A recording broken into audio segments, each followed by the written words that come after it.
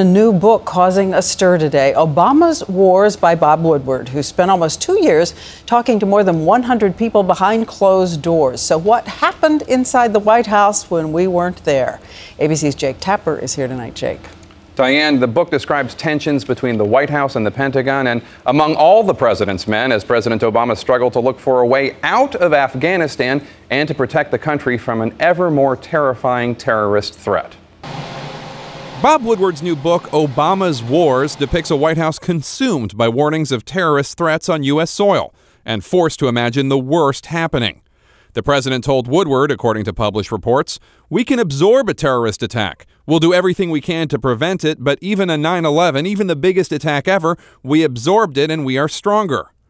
Just days after his inauguration, the president is forced to confront stark realities about the terrorist threat and the war in Afghanistan. In the book, Bruce Riedel, an expert on Islamic extremism, tells the president that the long-held belief that Osama bin Laden was just a figurehead is not true. Bin Laden is more than still out there. He's not hiding in a cave somewhere. He's actually directing global terrorist operations. Woodward also reports, a fact since confirmed by ABC News, that there's a secret CIA army made up of 3,000 Afghan paramilitary soldiers to go after militants in both Afghanistan and Pakistan.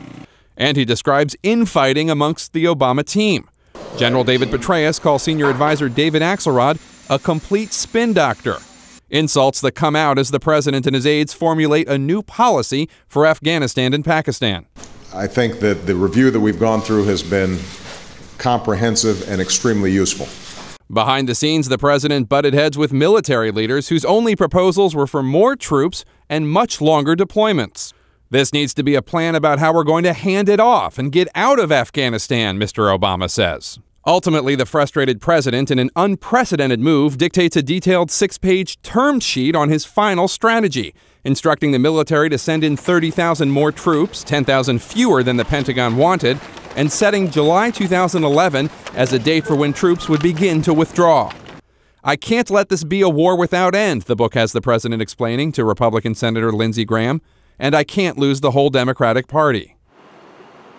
Disputed any facts in the book, but insists people should read the whole book, saying, quote, "The president comes across in the review and throughout the decision-making process as a commander-in-chief who is analytical, strategic, and decisive." Diane.